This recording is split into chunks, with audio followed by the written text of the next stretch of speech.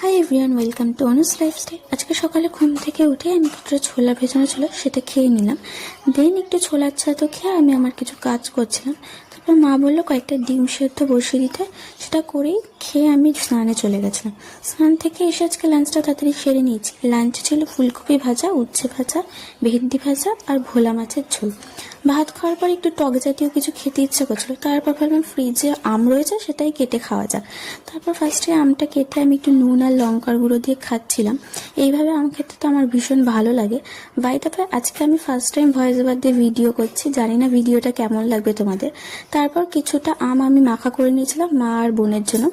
বিকেলে ঘুম থেকে উঠে আমি পড়াতে যাওয়ার জন্য রেডি হয়ে নিয়েছিলাম, বাট পড়াতে যাব কি করে, বাইরে তো শুরু হয়েছে ভীষণ ঝড় আর বৃষ্টি। তাই ওদের ফোন করে বলে দিলাম আজকে আমি এই বৃষ্টির মধ্যে আর যেতে পারছি না। তারপর একটু চটপটা কিছু খেতে ইচ্ছে করছিল, মাকে বললাম আজ একটু এগ রোল বানিয়ে দাও, অনেকদিন বাড়িতে বানানো রোল খাওয়া হয় না।